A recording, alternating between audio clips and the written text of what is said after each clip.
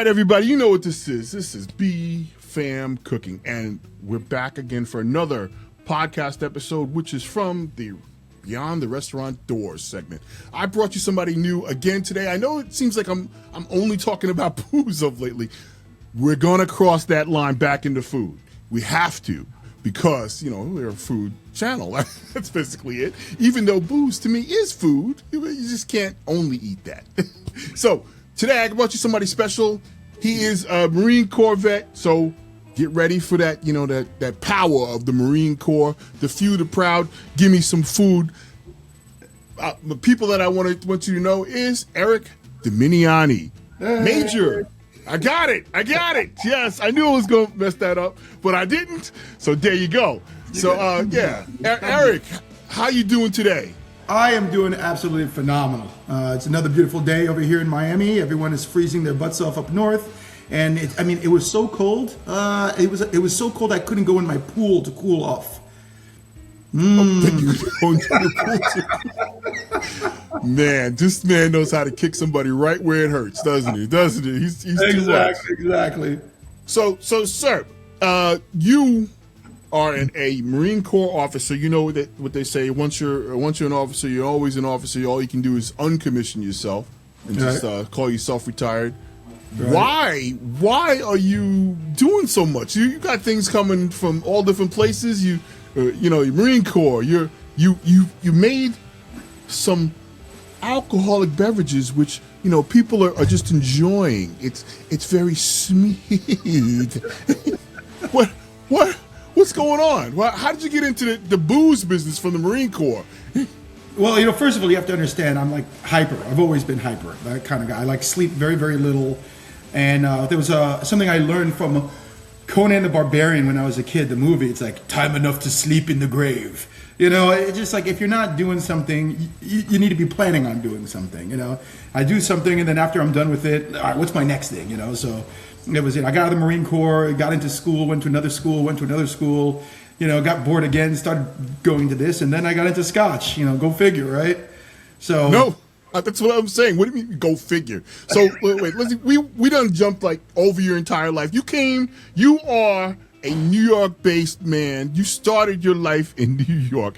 Yep. Tell me a little bit about your you know, where you came from. I was actually born in Brooklyn. Brooklyn? Yes, born there. But Brooklyn's right in the house. Yeah, but right after I was born, I moved to Queens. My family moved to Queens, Forest Hills, Queens, which is the most ethnically diverse county in the world, and it's also the home of Peter Parker. A lot of people don't know that, if you haven't read Spider-Man.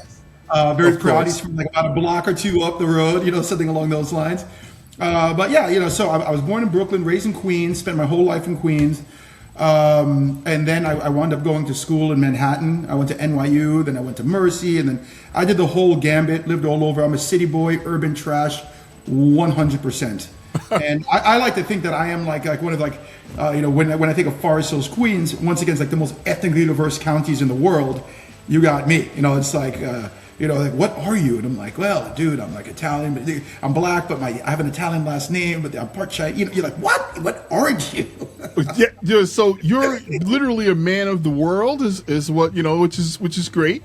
You know, that's one thing I love when I used to say when I was in service was that, you know, I came from a microcosm of what we consider the universe.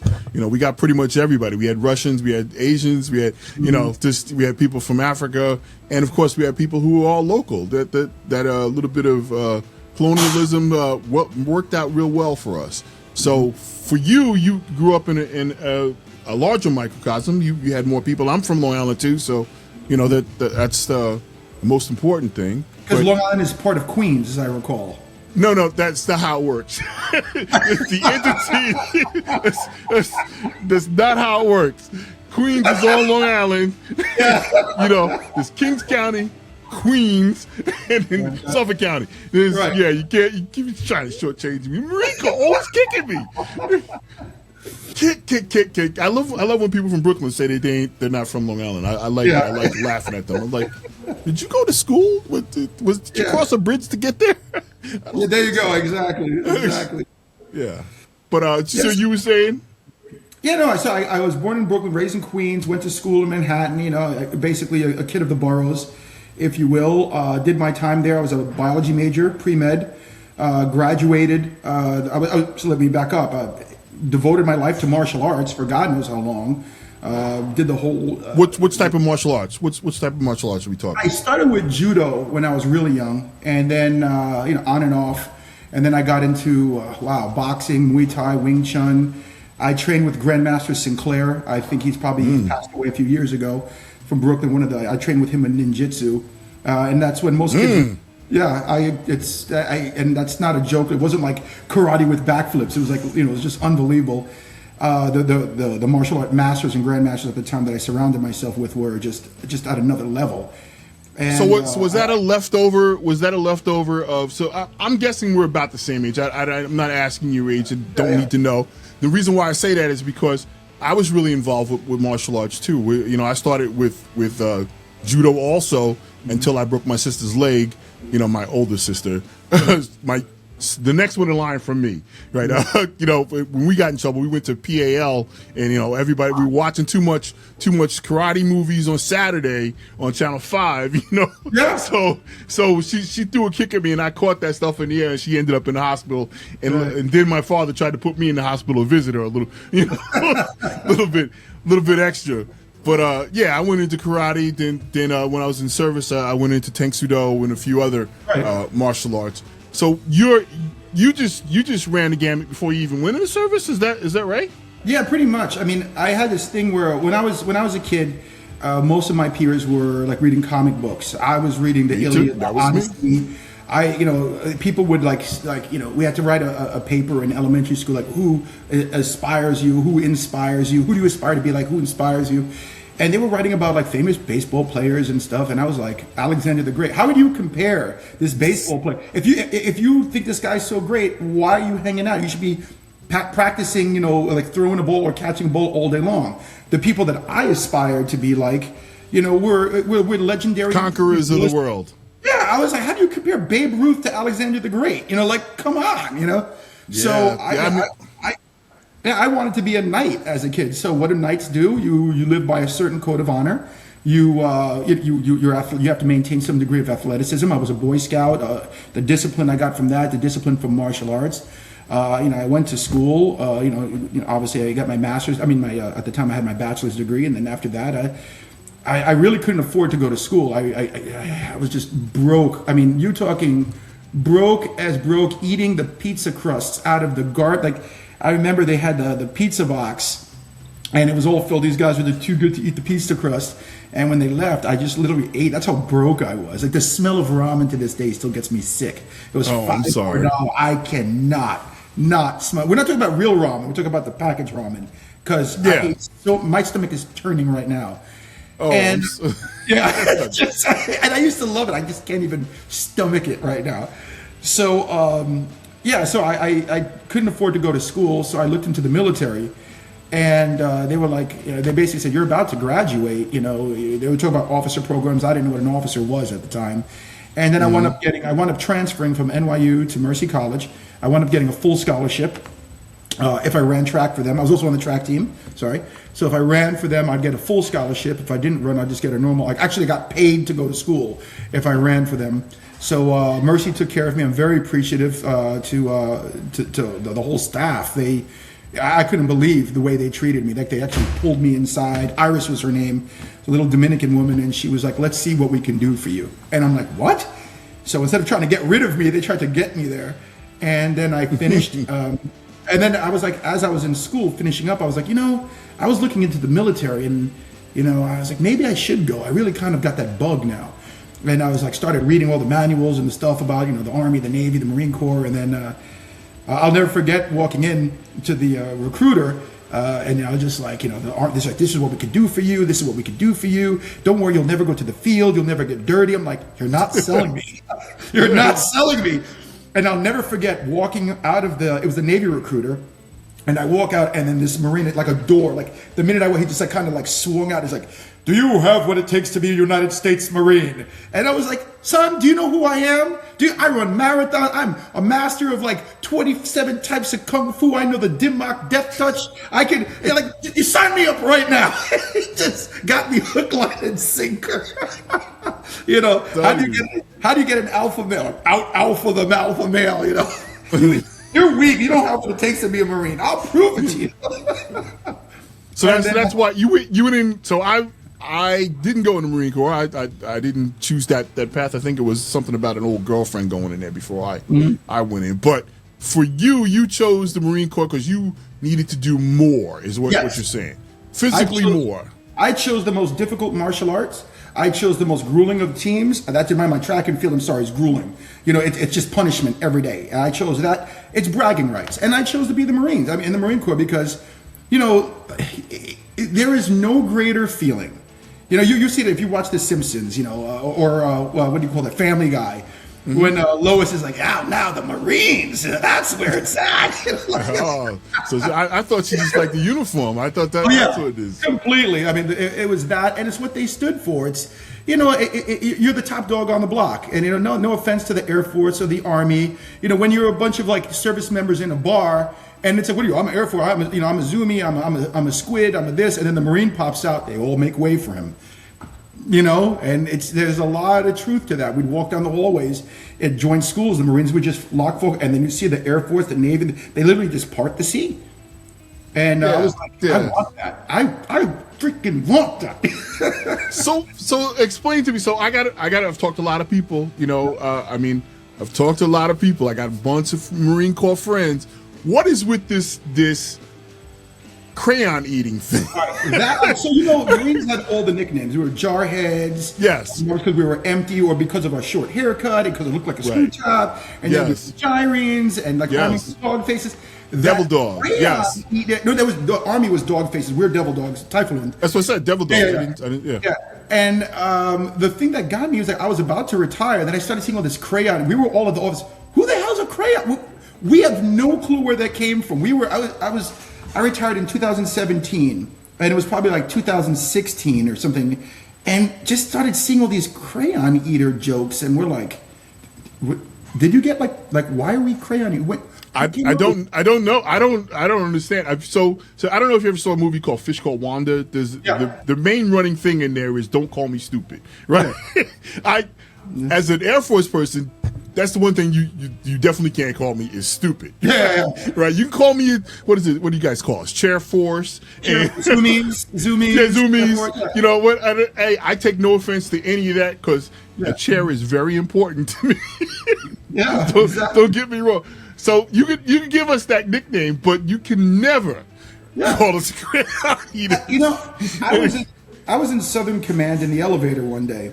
And there were 3 young airmen, you know, like that were in there, and they were just talking like, "Okay, now taking the flux capacitor guidance system and multiplying it by the particular index force."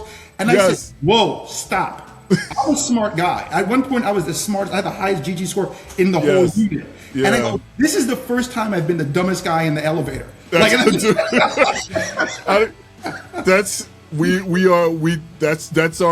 our thing, guy. I don't know what to tell you. I was shocked.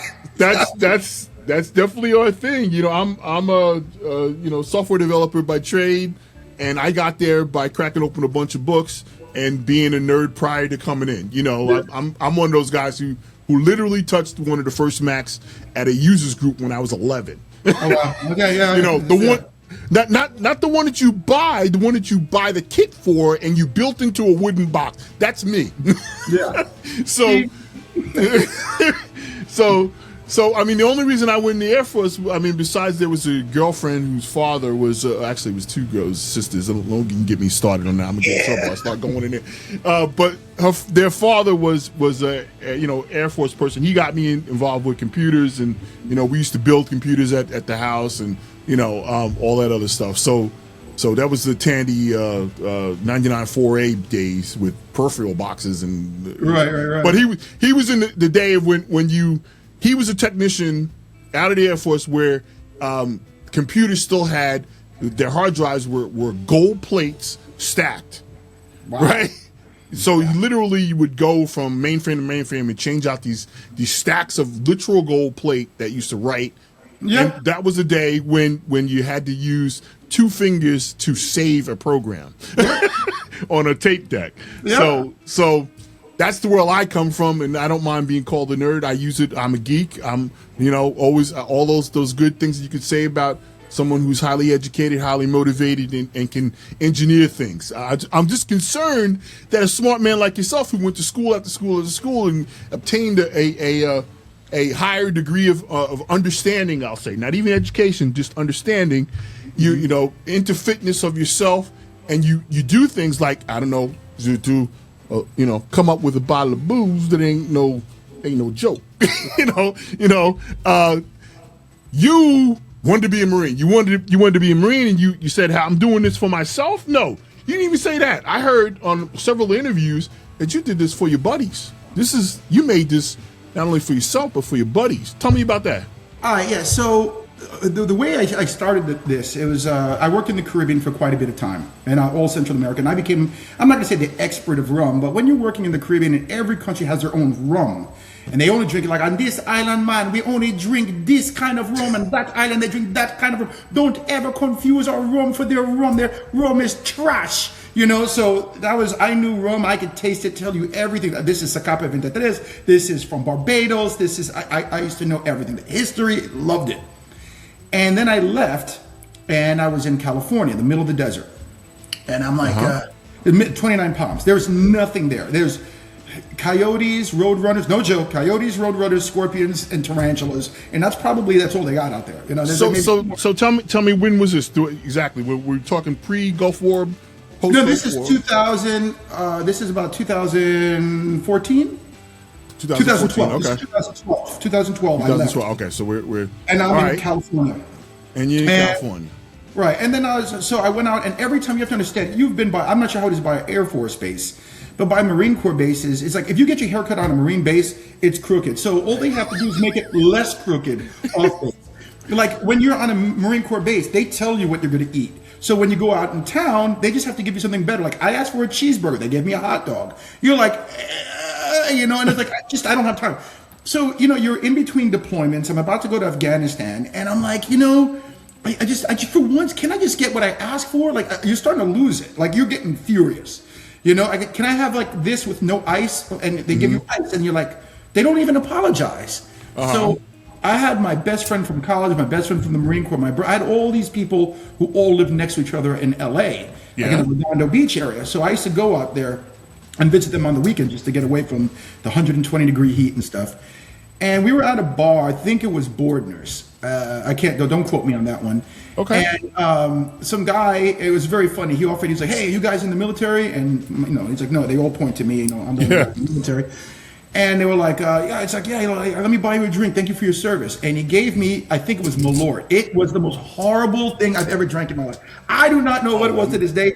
I thought the dude was hitting on me at first, because I was in good shape, I don't go that way, buddy. Exactly. So, that's how I realized he wasn't gay. It's like, I was like, it's just like, you just, probably playing a joke on me. And I was in such a bad mood. I can't tell you how gave you bad booze. Off. Yeah, it wasn't just that. It's like, can I get anything? Just one thing. Just, I'm about to go to Afghanistan. Can you leave me alone? So we hit bar, and I'm usually the designated driver. So my buddies, and we're like, hanging out with these people, and they're leaving these people. So the group is mixing up throughout the night. And they're like, dude, you're in a bad mood. Look, we're driving today, okay? And we get to this bar, and I'm just there at California. This is, I think, not Redondo Beach, Huntington Beach area, I think it is. And I'm just there like this. I'm like, what do you want? I was like, what do you have for rum? And they had like only the most basic of rums. And I'm like, is that all you have? And he's like, this is a Scotch bar. And he points up, and there's this ring of scotches, all around. He's like, what? And he's like, yeah, it's a Scotch bar. And I'm like, wow. And I was literally like, yo, teach me. He's like, what? I go, teach me. And he looks at me like, look, I'm an aspiring chef, blah, blah, blah. I went up against Bobby Flay many moons ago. This is my life. I know I know everything about rum, but I know nothing about scotches. So the guy's like, you really want to learn? I'm like, yeah. So the dude was like half Irish, half Scottish. And he starts pulling out, this is I always call it the frog to this day instead of Lefroy. And I was just like, this is the frog and this, and you should drink this with water. This is best need. And here, try it with this with a little bit of, and he gave me this like omakase on scotches and whiskeys. I was like, wow. So wait. You got to educate people. You can't be throwing words out there like that. Omakase, which I know in reference to sushi, right? Yes. It's custom. Right, but give me your definition of omakase for Scotch. Well, he gave me like the tutorial. It's like the chef's special or the bartender's like special. He's not only just so showing me, like he's looking at me. Okay, this guy is a complete novice. So let me have him. Let me introduce him to a Scotch from all the different regions of Scotland. Okay, his favorite, not you know. I mean, the bartender's favorite. You were being educated. Yeah, and he was started showing, okay, this is peat, this is smoke, this is not smoke, this is peat, and this is not peat, this is smoke. You know, this is sweet, this is a Highland, this is a Speyside. And he starts going through, and I was brain dumping most of it. What's Highland, Speyside? You know, but I was like, wow, what does it taste like? Yeah, this tastes like burnt seaweed, and this tastes like smoke, and this tastes sweet, and this is, I don't know what these flavors are. And he was just so happy, and you know, he was giving me little micro sips, and when I gave him my credit card, I said, just don't rip me off. And there was no, I just gave him, I can't even remember, it was like nothing, like $100. So tell me about yours, man. So hit the name. I'm gonna mess it up. I know. So Fior Scotch. Fior. Okay, Yes. Fior Scotch. I see you got a label on here. Veteran owned. And my signature's on the bottom. And the signature's on the. Mine is. It's just. When I created the bottle, I didn't realize the black ink wouldn't show up against the blue very well. I was like, "Where's the next gen bottle will be gold or white?" Anyway, I'm gonna crack open some here. This is the first time I'm opening this. Normally sits over there. I'm not a huge drinker, but I do have a bunch of alcohol here for when people come over. And I'm gonna try this out here. Too. So married once too. No, I just don't drink that. I have stuff in the house. I need an occasion. I can't be. And I have a great toast for you. By the way, when you're ready. So I'm looking here. I got me a little sip here. So tell me what the toast is, my friend. Okay, this is when I drink. Remember, Scotch is an event. Scotch. Okay. You don't drink Scotch to get drunk. You drink Scotch because you had a baby or your father died. You got fired or you got hired. It's like the ultimate. It's the most extreme of all events. So for me with Scotch, because it's an event, I only want to surround myself with good people. But how do you do that? How do you judge a person? You look at them in the eyes and you say, may you get what you deserve. And if they're like, what is that supposed to mean? You're dealing with a D-bag, okay? A person of bad quality. If the person's like, hey, brother, God bless you, or just, hey, may you get what you deserve. Then you're dealing with a good person. So my friend, may you get what you deserve. As you as well, sir. Salute. There we go.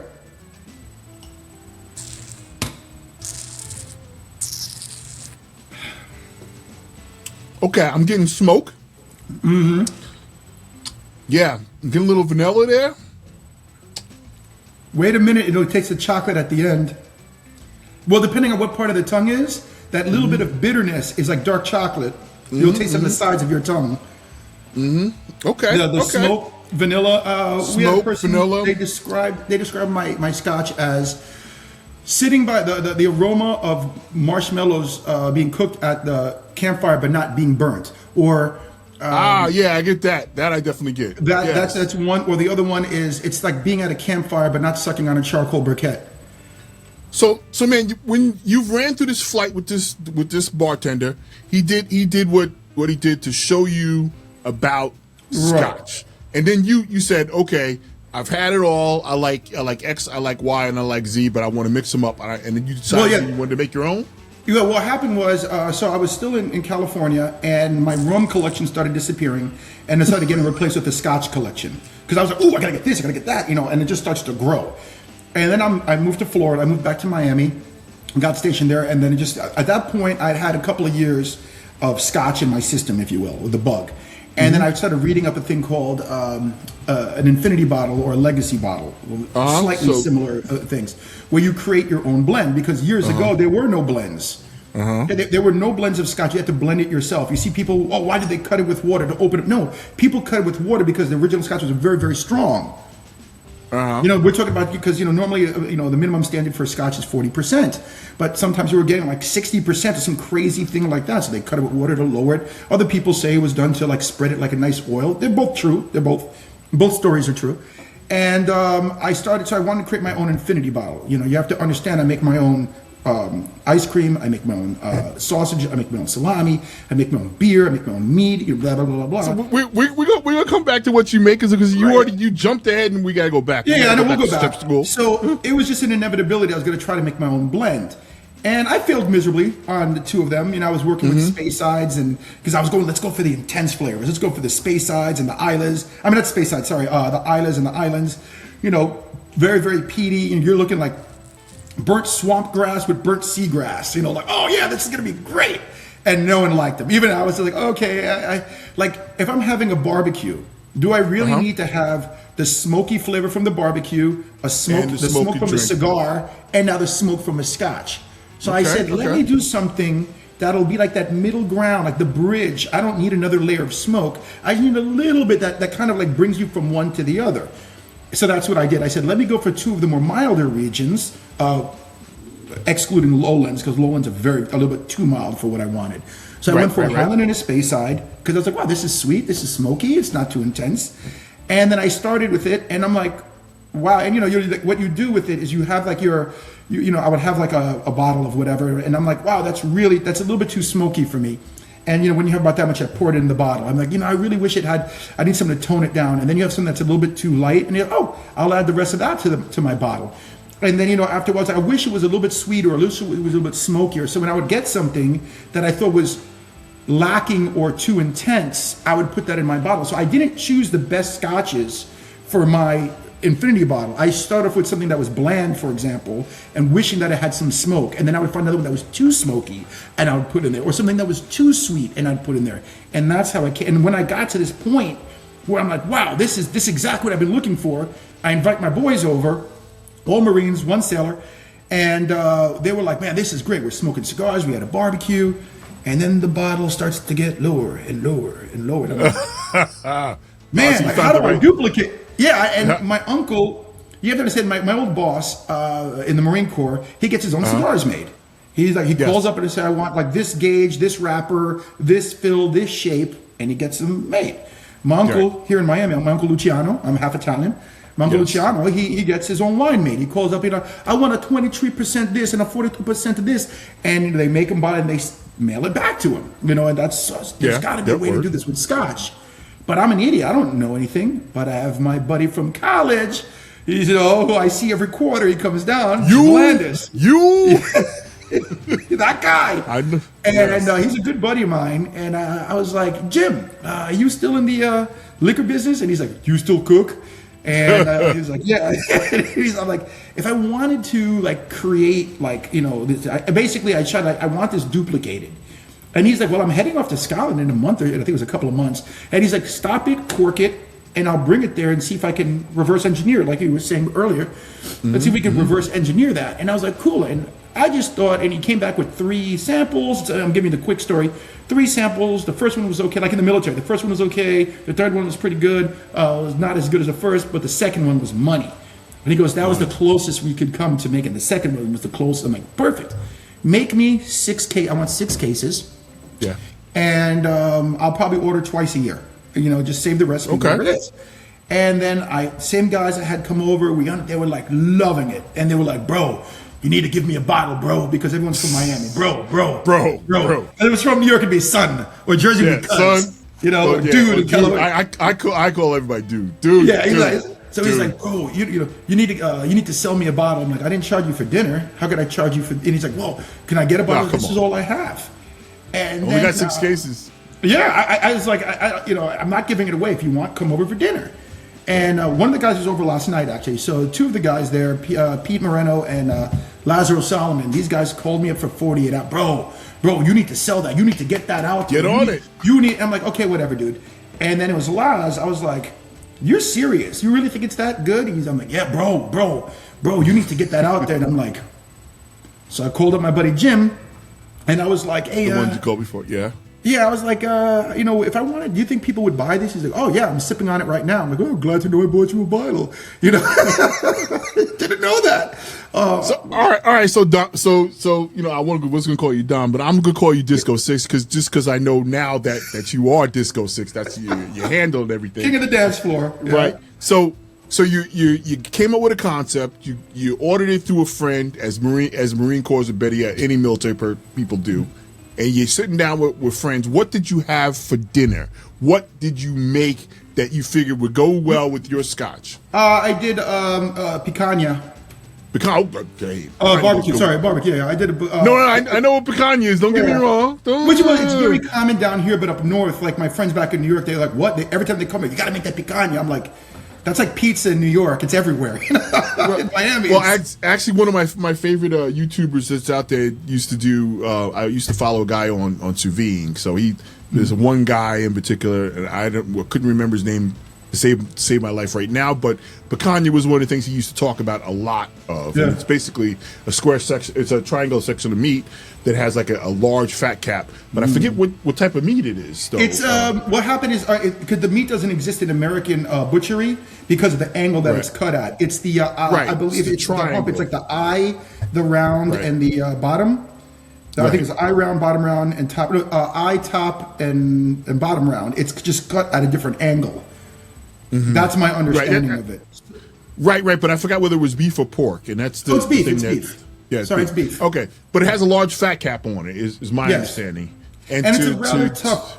It's a rather tough cut of meat. So, which to me, the tougher. My kids, when they go, "Dad's making tough meat," they know it's going to be good because tough meat usually has more flavor. So what happens is when you cut it, you have to take into consideration more so than other cuts the actual striations of meat. So you have to cut perpendicular to it, otherwise you're going to be chewing. Kind of like churrasco or skirt steak. I find it one of the most tender cuts, but that's because I'm cutting it against the grain, against the striations. So that's very, very important. With cooking steak is not as simple as throwing a dead piece of meat, a dead animal on a barbecue. There's a lot more to it. So. Right, but to me, making the product, the protein, to perfect temperatures, scientifically done, requires basically 2-step cooking process. It's got searing and then the cooking, or the cooking. The doneness of it, and then the searing. Yeah, right? Depends how you do it. Some people do an initial sear, other people do a post sear. Right. Yeah. So I'm a sous vide. I teach classes on sous vide. Oh yeah, absolutely. Then yeah. Right. So scientific cooking, and if you want that perfect medium rare, you're going to cook it longer, and it's going to be to a particular temperature, and then you're going to sear it to make sure that it produces the crust that you want, or the texture that you want on the outside. So yeah, and I've done the reverse of that. I'm not a sous vide guy. Nothing against it. I just don't have the machine. I've done it in the past. But things that I've done is, like, for example, I'll sear it, especially if it's on the grill or even on a cast iron skillet. I'll sear it and then throw it in the oven. Like when I'm making a prime rib. They're like, what? And it's like, well, yeah. Well, you can take a prime rib, sous vide it, and then throw it on a skillet, a hot cast iron skillet, and get a great, crispy, beautiful stuff. Or you can do that first and then throw it in the oven. Yes. I think the sous vide is the safer way to go. Because all you're doing is getting some color on it now. All you're doing is getting some color on it. But it's going to be perfectly cooked, and the doneness line is what I love about it. It's like really, really, really important. But this Scotch, my friend, is, first off, it put me right in the right spot. Let me tell you that one. This is a great celebratory drink. It's perfect. And I'm thinking, obviously it's got that smoke. So anything that has any smoke to it, I could definitely see you even having it with some of your the country of origin. You said you're part Italian. You definitely could have some definite nice Italian dishes with this. Yeah, absolutely. I did the other dish that I had, because remember this was a few days, was my carbonara. Right. When I was, and I make it all the time. It's a great thing. But remember we had this discussion when I've been using guanciale when pancetta was the standard for carbonara, because I like that. Right. Wait. Well, we got to slow you back there, man. We talked about this offline. So we got it first. Let's online bring up carbonara and what you think carbonara is versus what carbonara is, or however you want to do it. Hit me with. So wait. Maybe we should back up. Give me a little bit on. And we'll put that later on. We'll go to that. Yeah, we'll put a little bit on. Let's hit on how you became a cook, to bring us over to why I should listen to you about carbonara. All right. So as a kid, I was a latchkey kid. So I was all by myself in the house. Right. My mom would be at work, and a lot of my friends, I don't sleep. I'd wake up early, like it might be the summer vacation or it would be, the winter vacation. So I'd wake up, all my friends are still sleeping, and then I would be just like, okay, these guys are going to sleep all day long, and I'd flip. Notice what I'm doing. I'd flip through the channels, and PBS channel 13, there was like they would have all the cooking shows. My favorite at the time was the Frugal Gourmet. I loved him. Hey. And I used to watch them religiously, like absolutely religiously. And and after a while, I started watching them because I was, I didn't grow up with a lot of money. Okay, so there was a lot of these things that I could only dream about eating duck and this. And in my mind, I know this is crazy, but I wasn't like coming up. I wasn't learning. I was like validating recipes that were in my head. I've never tasted duck before, but I knew what it tasted like. And I was like, man, if I made that, I would make that with a cherry glaze or and they're like, and we're going to use a cherry vinaigrette glaze. I was like, that's exactly what I would have done, So I was like, yes. And then comes out this guy, Bobby Flay, all right? Uh-huh. And he was like grilling and chilling. And I'm like, man, this guy, all he could do is grill. Every man can grill, even though I'd never barbecued a day in my life. But I was like, he was always fighting with the other guy that was on the show, and he'd be like grilling watermelon and grilling this. And like, it's not that I look down on him. It's just that it's like every man can barbecue by law. Like if you're not like, like how can you not? Well, unless you're from New York City. All I can say is that sometimes men cannot. I grew up. I grew up in a really strange situation, but I do agree with you that it's important to be able to control the grill, control the flame. I think that fire, how they fire is a manly thing to be doing, and I loved controlling the fire. Even when I was a kid, console me. It's I think it has something to do with we had family reunions and we used to go to Heckscher and the whole family would come over. My father would be at the pit, and better yet, all the guys, all the primary the alphas would be around that pit making sure stuff. What you doing over there? Well, in his case, his name was Pootie, right? That's his name, right? Pootie, what you got cooking on this one? He was the one that cooked the deep fried the fish. He's the one that did the barbecue, and I didn't think of him really as a cook because I was raised by my great aunt, who really was. She used to help board these battle shock veterans in her home. She had like 4 of them, that were there, and she took care of them. Did some work with the Red Cross and all this other stuff. But these 4 uncles to me. Right. All of them not quite exactly there. Right. Which makes me laugh all the time because that's what they used to do, is laugh and cackle. But she would bring home the recipe, that made things that was right. Sunday cooking, big spreads, multiple products. But cooking is the man thing to do, was the man that barbecue. Yeah. So you're cooking, you got your you got inspired by some of the greats, and then you said you wanted to challenge Bobby Flay. I assume that's later. I didn't want to challenge him. I just, my dream as a child was to have my own cooking show. Like everyone, I want to do this. My number one dream, like, man, I want to have, and I just never thought about it. And then years later, I'm in the Marine Corps, and I started going out and doing some local barbecue competitions. And no offense to the area. Look at me. No offense to the area.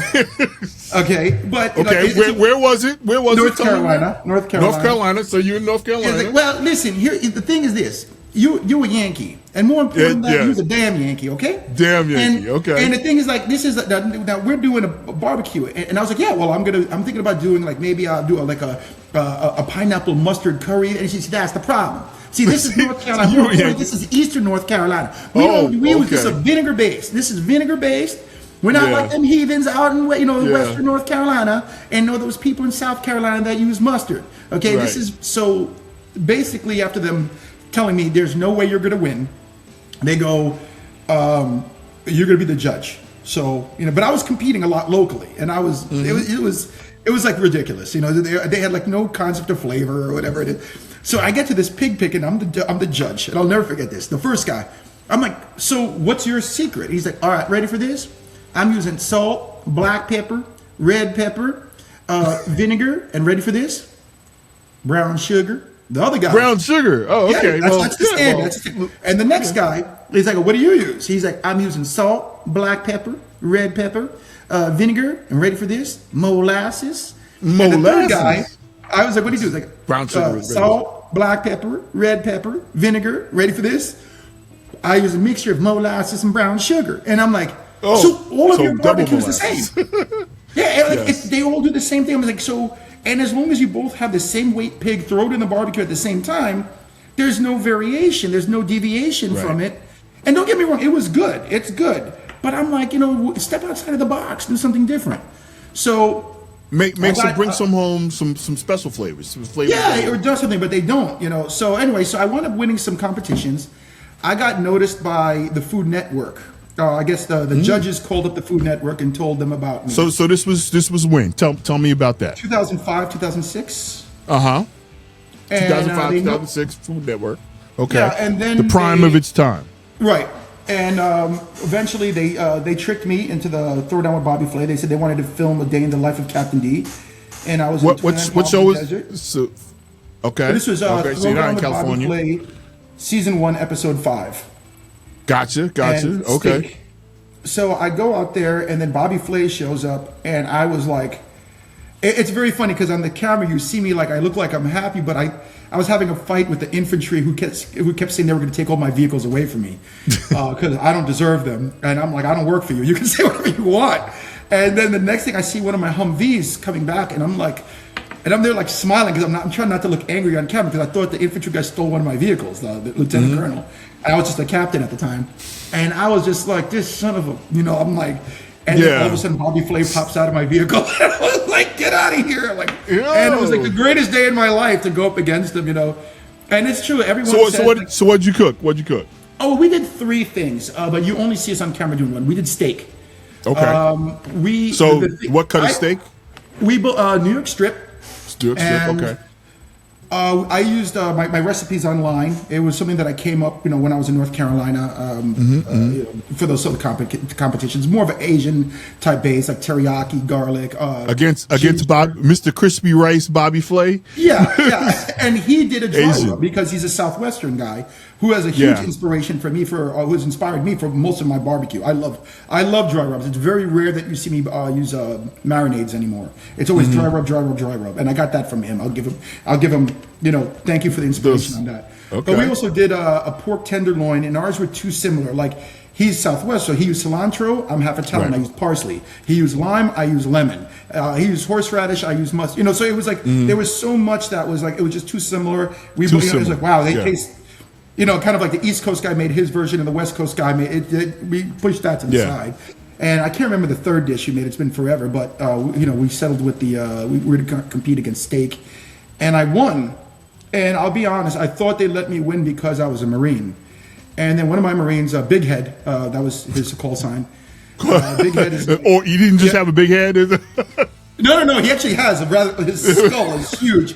So Big Head. Hence the Marine Corps naming situation. Yeah, obviously exactly. you must dance well, and the other guy must have a big head. Yeah, pretty much. And I just love old school disco music as well. Yeah. So Big Head is like, sir, did you try it? I'm like, nah. And he's like, no, because he could read my mind, probably because of his big head. And he was like, you need to try it. So I took a bite, and I'm like, oh my God, I really did win. And that's when I was like, because again, I really thought they let me win. I really did. And I'm like, there's no doubt in my mind that I really won on merit on that one. And then after that, I got offered like a lot of shows. They wanted me to be, that was the #1 episode on the #1 show on the Food Network at the time. Wow. And I got offered my own show, Prime Time, quite a few times, but the timing was always bad. It was like, I'm about to get promoted. I'm about to go to Iraq. I just about to go to Afghanistan. And, you would see people like, oh, you're going to get out and stuff. Like, no, I've been training these guys. You really think I'm going to just leave these guys? What kind of, excuse my French, what kind of douchebag would I be to leave my guys? And I mean, imagine if I did do that. Imagine if guys, I'm out of here. I'm going to become a freaking a television star. Screw you guys. Like cartoons. Screw you guys. I'm going to be a TV star. Yeah. I would never have had a drop of respect. No, absolutely not. The Marine Corps guy would. Seriously, I couldn't do that to myself. I couldn't do that to them. And of course not. Yeah, but I'm in a few cookbooks now. I've been on obviously a ton of podcasts. I've been on TV a few times. Yeah, your news section, your media section is pretty intense there, guy. I looked at you're hitting the right coverages, and I mean, let alone the personality. You got a great personality for which media. is not good in the Marine Corps.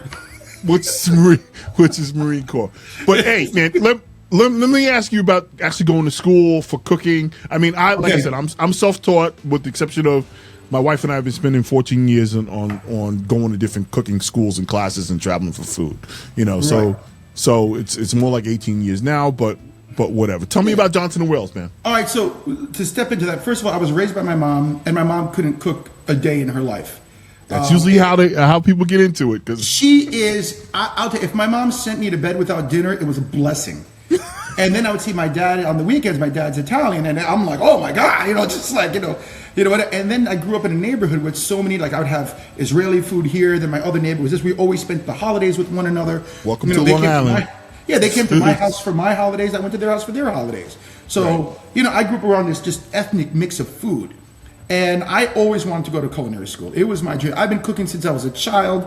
And people would say, you're a great chef. I'm like, no, I'm not. I'm just a guy who cooks very well. Just because you shoot very well doesn't make you a sniper. Right. Right? There you go. I'm sure. just a guy who cooks very well. I am not a chef. But I catered. Don't get me wrong. I catered many events. Let's put a little bit of extra money in my pocket when I was in college and stuff like that. So then fast forward, I just retired from the Marine Corps. I was about to retire. And the colonel was like, so D, what are your plans for retirement? I was like, I'm thinking about doing something exciting, something this. And I looked at him and he said, what's that? I'm like, I want to go to culinary school.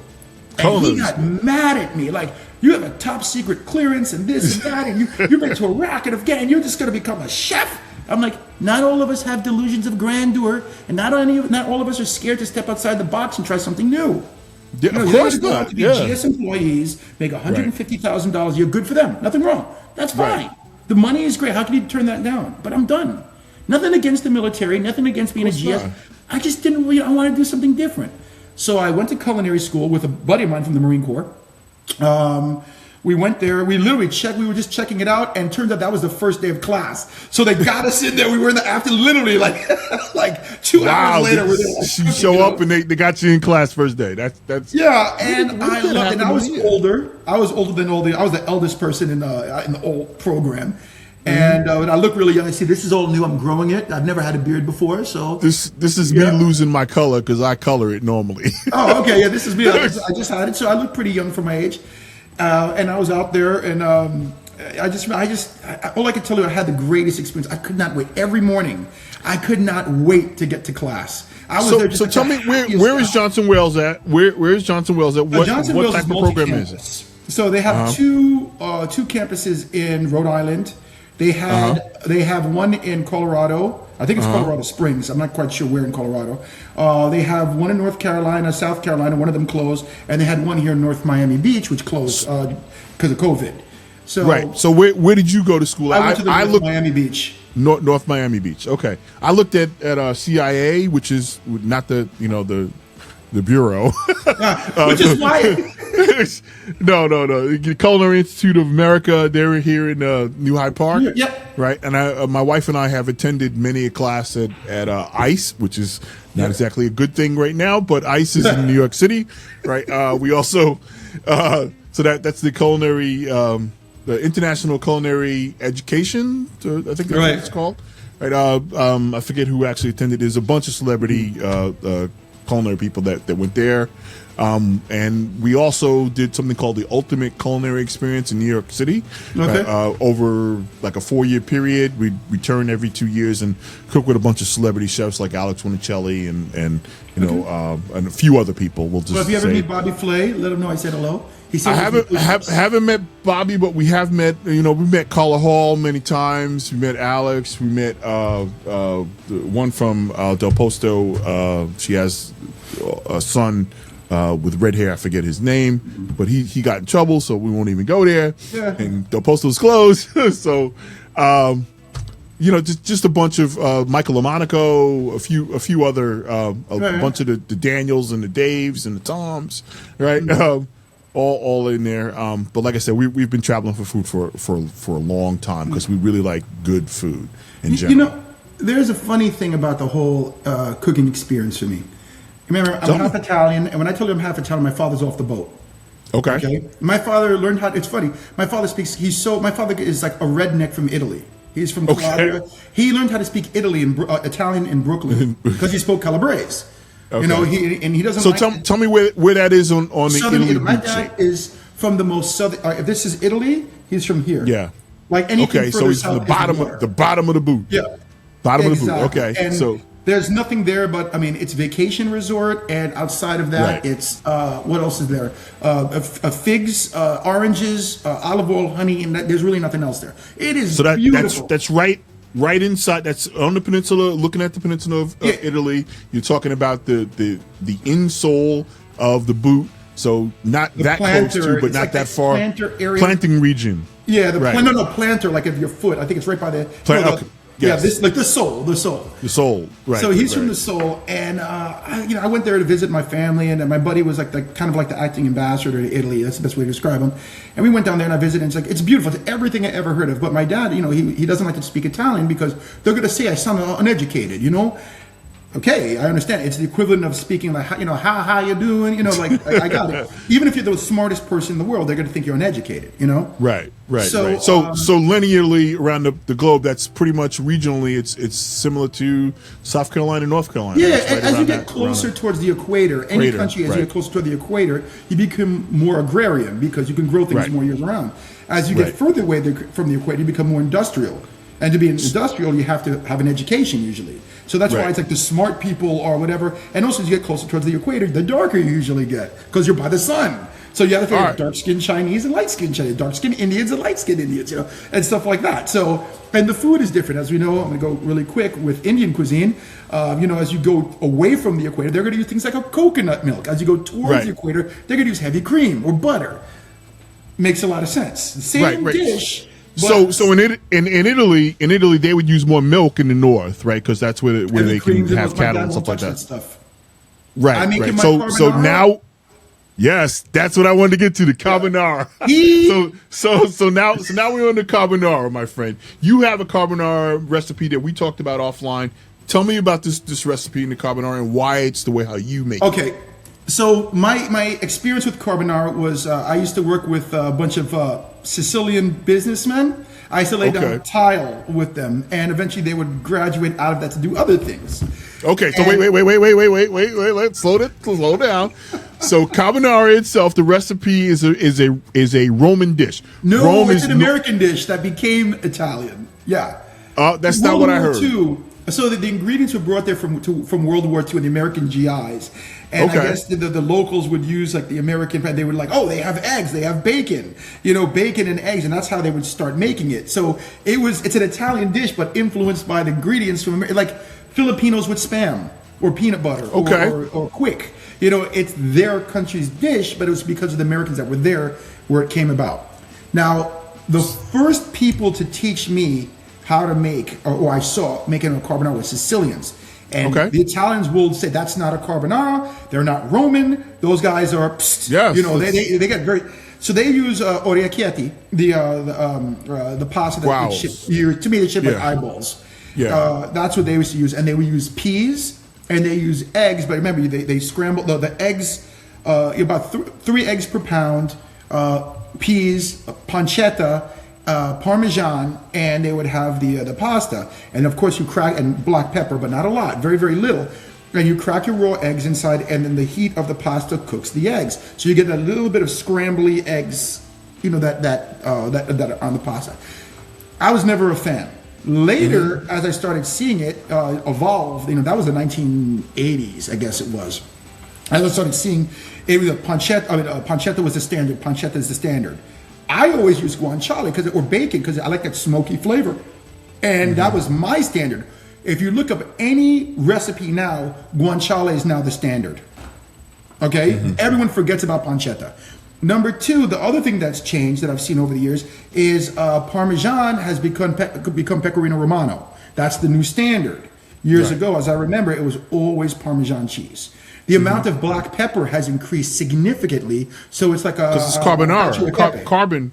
Yeah. Yeah. Well, the carbone is the bacon, the what do you call that? The carbon, the smell, like the smoke. I thought it was literally they call it carbonara because of the look of the pepper in the black pepper. You could be right. Yeah, I always heard it was because of the smokiness. You could be right. I'm just telling you what you understood. Yeah, exactly. It had to do because is the bacon and it has the smell of smoke, and I'm like, okay, yeah. Whatever, and so, but as you know, cacio e pepe has a lot of pepper on it. Pepper in it, yeah. Yes. Whereas carbonara had very little, but now it's a tremendous amount, which I like. And then the pasta shape. Wars, I think, have been fought in Italy over the proper shape of macaroni that you're supposed to use in the actual dish. I was talking to one of I can't remember his name right now, a rather famous chef online. He's Italian. And I said, hey, he was talking about what pasta to use. I told him I use penne rigate. And he's like, why? I'm like, because of the fluting. Okay? The fluting allows the quote-unquote cream, it's not cream, quote-unquote cream, to stick better to the pasta. He's like, wow, that's actually kind of smart. So my recipe is penne rigate, 3 eggs, not 3 egg yolks, 3 eggs, because I do like that eggy stuff to stick to it. Yeah. Bacon, about half a slab of bacon, or the equivalent in guanciale. Okay. A lot of black pepper. Yes. And then I do something that's rather different, and this is where everyone gets mad at me. And I say, hey, look, I'm not making pizza. I'm making Texas pizza. So I'm making my house. Your house sauce. My house carbonara. I add mushrooms and I add truffles, shaved truffles. The truffles are so overused. So either use a little bit of truffle oil, some shaved truffles. And that's one variation. The only other variation I do, I call it carbonara americana. And it's the same thing, but instead of the eggs being in the pasta, every serving I put a sunny side up egg on top. I will eat that over a carbonara any day. I'm telling you, take a carbonara, your favorite carbonara recipe. Oh, and I told you, I do use a lot of black pepper. I forgot, I'm sorry. Right, you said that. Yeah, yes. But one of the things, if next time you make a carbonara, don't put the eggs in. Just take a sunny side up egg, fry it, lay it on top at night, and when you break, you're like, oh my God, it's just bacon and eggs on pasta. It's unbelievable. Yeah. I prefer that. I love me a carbonara. So that sounds like a really good recipe. I must admit, I like I love carbonara, and it's so simple. It comes together too quick, almost. By the time you cook it's mastery and simplicity. Not everything has to be. Everyone looks at Italian food. When I was in the Marine Corps, I don't have time to make all that fancy stuff or anything like that. I'm like, hey, it's pasta with olive oil and garlic. Yeah. So you didn't mention water. Are you using water too? Is that what you're doing? For what? Water. You didn't. Oh no, I don't use the pasta water.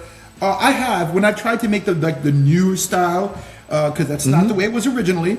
When I do it, I've done it where I've mixed my my grated cheese of choice, and I'll put a little bit of the pasta water. I'll mix it inside. Or what I do is I don't drain my pasta all the way, so I don't add pasta water because it gets caught in the tubes of the pasta, so it's already there.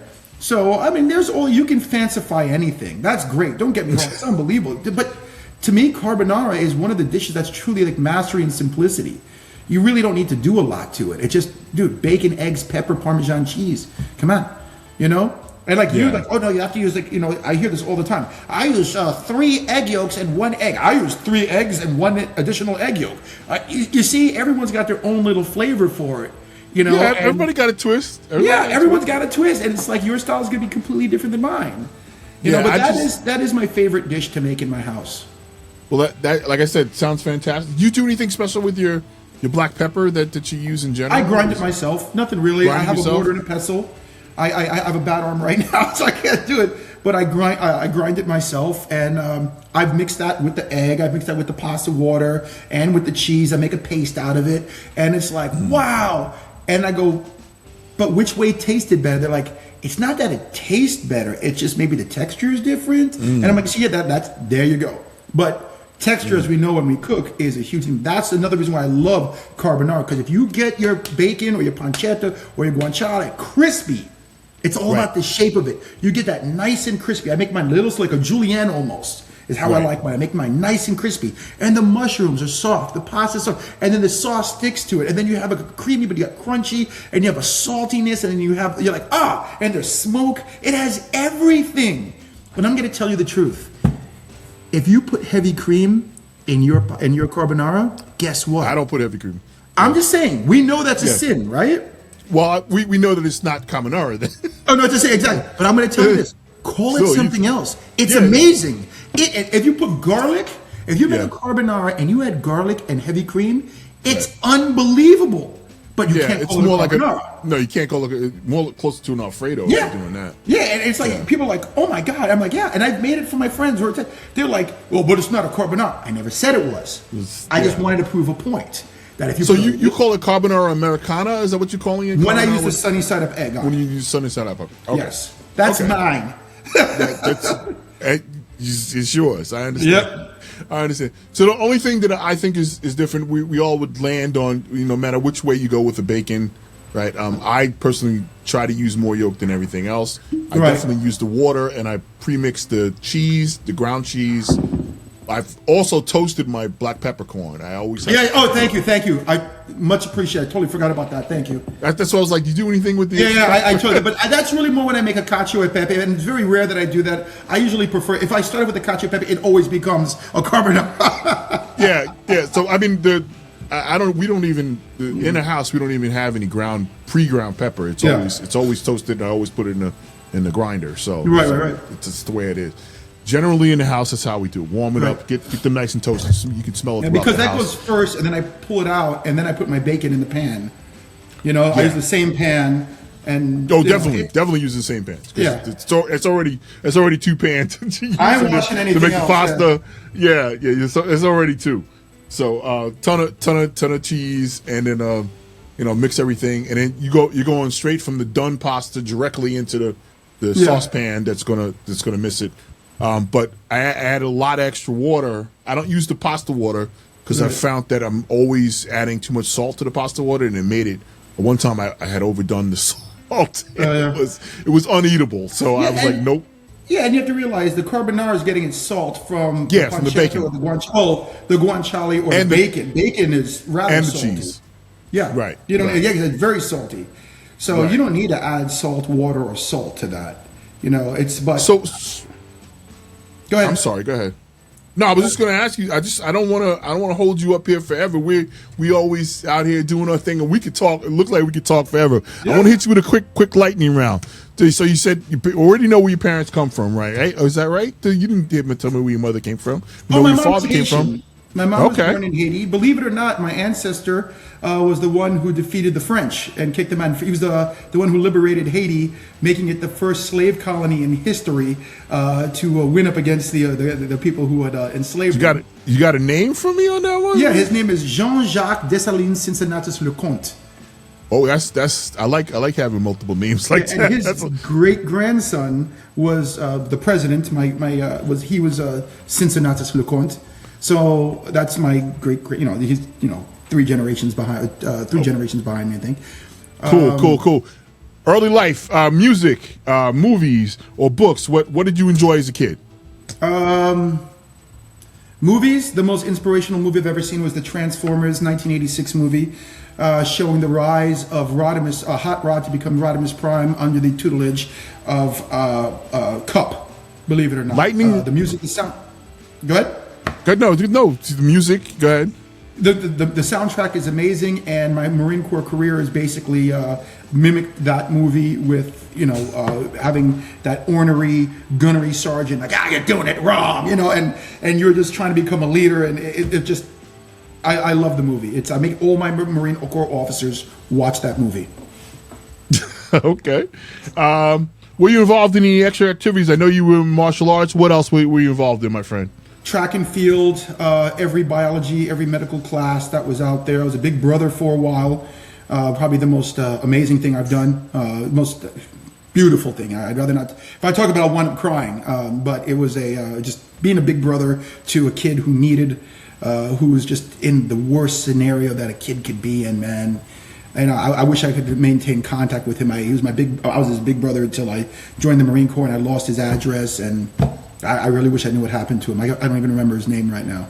You know? Okay, hey, I wish if anybody knows of this gentleman, please hit him up. He's looking for you. He's looking for you. I was also in band. I was in band and jazz band. Played the trombone. You name it. Trombone. Love it. I got a tattoo of it right over here. Yeah, it was just love it. You have to do everything. You know. Any schools that you attended after high school, which we obviously know you went to college. You named a bunch of different schools. I started with NYU, couldn't afford to finish there, so I transferred to Mercy. From Mercy, then I went to Central Michigan University, and I got my a degree in biology, pre-med. I was actually like pre-med, pre-nursing. I'd make sure I took all the classes so I could graduate pre-something. Joined the Marine Corps, got my master's degree in education from Central Michigan, adult education. Then after I retired, I went to Johnson Wales for culinary school. I got my associates there, and then I went to University of Miami for my doctorate in education. So you know what's really funny about talking with you, man? You knock out the questions before I even ask them. You know, my next question was, did you serve in the military? Where'd you go to school at? I'm like, what the? Yeah. When you was when you were a kid, what was your favorite holiday and why? Halloween. It's Halloween. Even as an adult, man, it's such a great holiday. If you get to even think about it, it's a holiday that from whether you're a child to you can be 90 years old, you can still get dressed up, have a party. You can make it a toga party, a trick-or-treating party. The most hilarious times in my life would be in a bar and Halloween in my costume, without a doubt. Halloween's one of my favorite holidays. You can ask my wife. I go Costco crazy to make sure the kids. I think about when I was a kid and I went to, I live in one of these PUDs, that planned urban development. Yeah. So when the kids come, we normally get knocked out crazy with like tons of kids for up until 8 o'clock. Then we kick them out. But I love seeing the expressions on their face, and I get dressed up, and as a nerd, I don't mind being out there, and it's another way we relate. Have you ever changed your mind over the years about some subject? I'm sure I have. I can't think. I'm sure you have too. You seem to have navigated a few things. Well, I mean, there's some things I never really changed my goals. There were things I always wanted to do. It's just the timing. I can't do this now. I can't do that, but I'm gonna do it. But changing my views as a child about certain things here's one, flan. I hated flan. The texture was like snot. Ugh, I don't know how people could eat that. It's disgusting. That's funny. And I dated a Filipino girl, and they make theirs with, because I hate evaporated milk. I hate condensed milk. I hate all that West Indian, Hispanic, any culture that uses that, I cannot stand it. Always, it's good. No, I hate it. Don't try to give it to me. Then I was dating a Filipino girl. They used coconut milk, and I had flan, and I was like, "Oh my god, this is unbelievable!" So I got used to the texture because it tasted so good. So that was, and the other one is liver. I love pate. Love pate.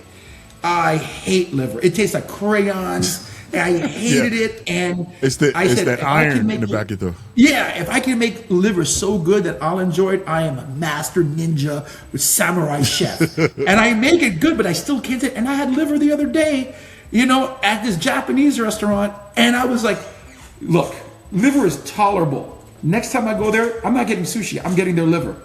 I'm getting. Remember, pate is different. Pate is different. Yes, it tastes good. Foie gras is definitely.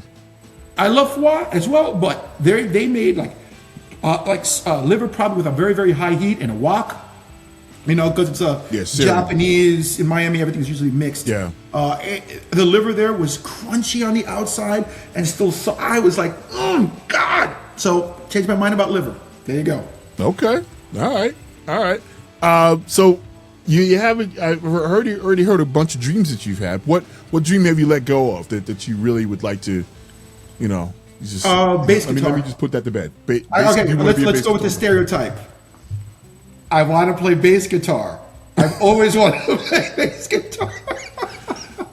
I had a hand injury, probably why I'm not a chef right now. I have a weakness in my arm because of nerve compression from all the IEDs and the packs and stuff like that. I always, and I was during COVID, man, I was like, oh, that's it. I'm going to learn how to play bass guitar. I'm going to sit home and you know, I just couldn't wait. Like Michael Jackson's Shake a Body Down to the Ground. Oh, sorry, the Jacksons. That bass line, it's always in my head. And because my hand cramps up every now and then, if I'm at a certain angle, it just like. And you have to be at all different types of angles. Yeah. That's that Jermaine. Thank you, Jermaine. Thank you, Jermaine. Yeah, exactly. You know, so that's one thing. And I'm like, listen, though, I have a lot of. Oh, what's that Tito? Was it Jermaine or Tito? I can't remember. Look, it was Michael, and everyone else is along for the ride. Yeah. although my cousins were big imitators. They were like. If you see them dancing, when they're dancing to Shake a Body Down to the Ground, and when they spin once. He spins like 3 times and lands on the same beat. The guy was legend. Legend. He goes into the Muses Hall of Fame. The Muses look at him and they bow down to Michael Jackson for his dancing ability. And he's just unbelievable. Yeah. That was one thing I had to let Jackson go. Too. Yeah. Yeah, I had to let that one go, though, because of the hand injury.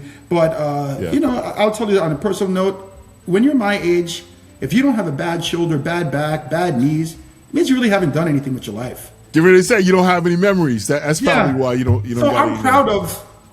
I don't know if you heard that, the clicks in my shoulder. I heard that click. I thought it was a knee. Yeah, I'm proud of the clicks in my shoulder, the scars in my body. You know, all the other stuff. It's it's a story, and it's like, again, look how great this story is. Why did you give up your dream?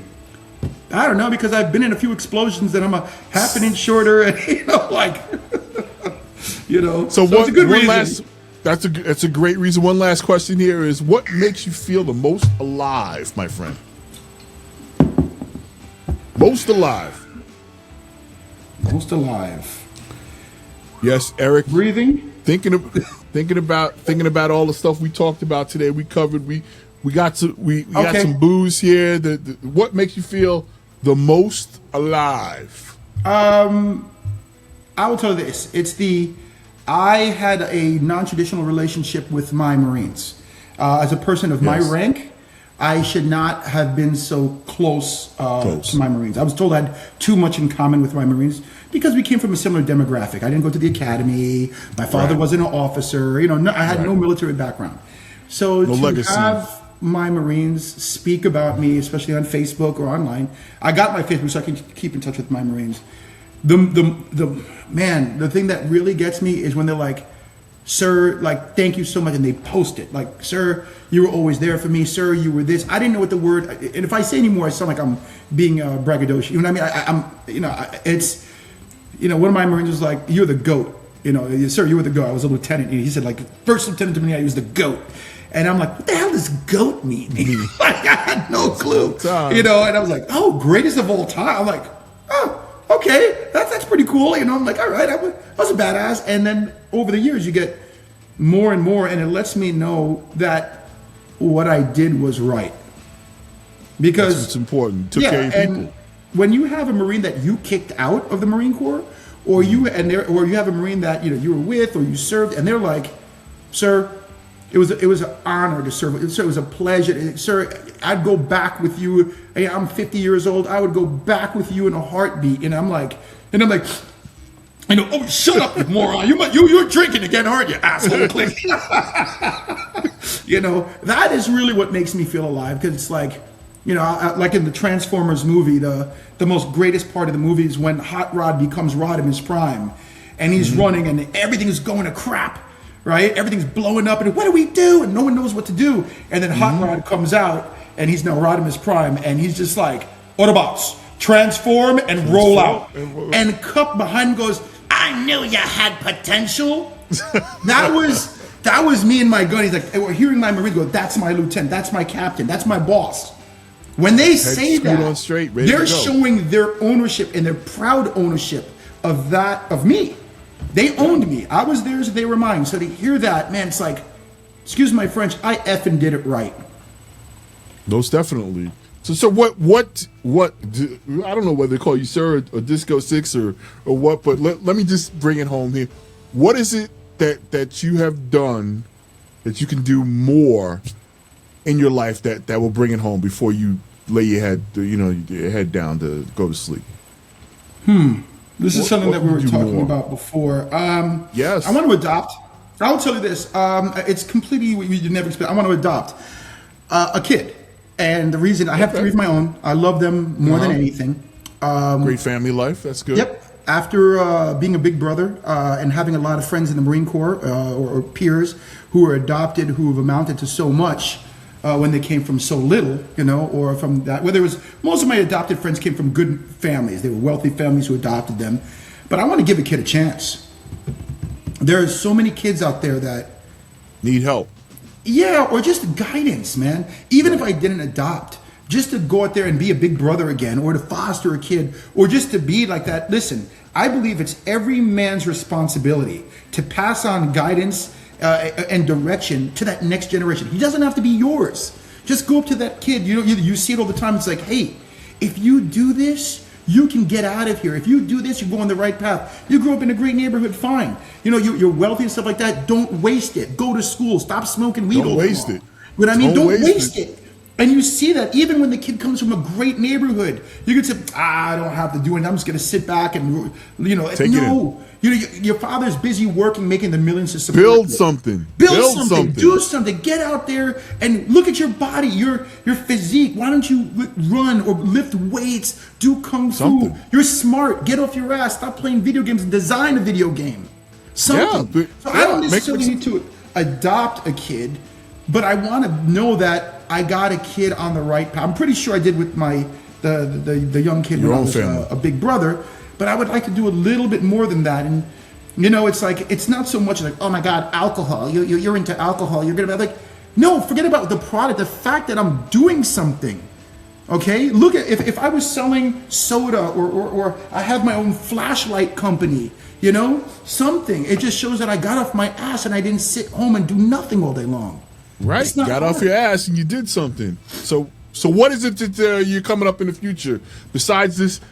Making more of this so people can enjoy the floor. Fior. What else? Fior. Yeah. What more are you doing in the future? Tell me some future plans you got. Right now we're available in the New York, New Jersey area, Connecticut, Connecticut, Maryland, DC. Georgia, South Carolina. We will be available soon in California, Florida. We're also available in Texas and online. You can find us at www.fiorscotch.com. That's Fox India Oscar Romeo Scotch.com. But we're looking at maybe next year's. It all depends, how things are going. We're going to be looking at finishing. We're going to be doing Scotch. We're going to send it down to the Caribbean, and it's going to. Well, we're going to take casks from the Caribbean. They're already in Scotland. We're going to finish our Scotch in the Caribbean cask, so we'll have our own Caribbean cask blend, if you will. But it's going to be rum barrels from the Dominican Republic. We chose it because I worked with the Dominican Naval Infantry. I created the Dominican Naval Infantry. I was the one who sat down with the. So it's going to be another blend like this one. It's going to. I've already come up with the bottle, the colors, the design of the bottle, and everything. And we should expect that when I don't know. I mean, it all depends how things are going right now. It's just I don't want to overstep. I don't want to go outside of my reach. So it was we're looking at. There is no time frame that I need to stick to. I would like to do it in the next year. Yeah, of course. And release it. But, you don't want to go beyond what your capabilities are right now. We're still growing. Good. I know we're getting a really good fan base. The biggest problem we have right now is... I'm a fan. Yeah. It's, it's the first and only veteran-owned Scotch. It's the first and only Black-owned Scotch. It is... I've had 9 awards now, I think it is.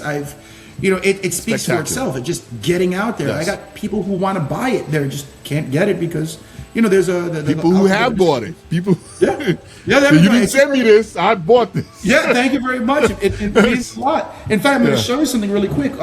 If you go to my website, you have the option to engrave a bottle. I got my University of Miami engraved as a gift. That's great. That's fantastic. Yeah. So we're doing engraving bottles. And also for the future, we already had our 250th birthday for the Marine Corps, Army, and Navy.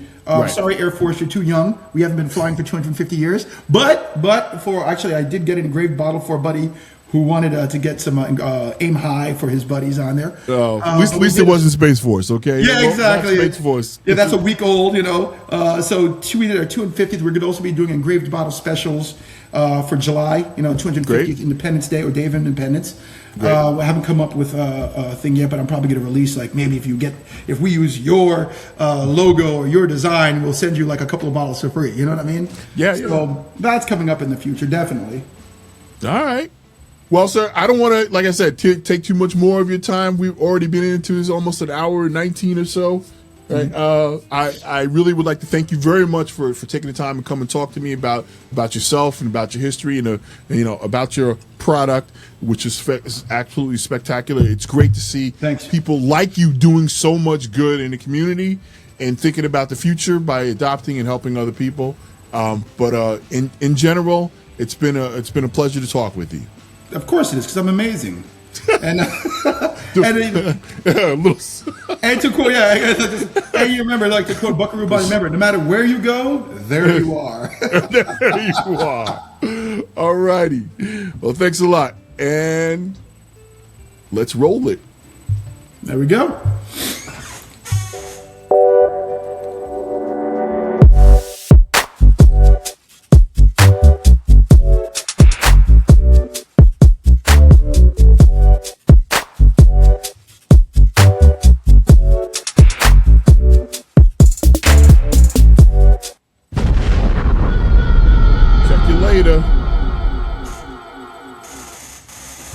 Okay, that's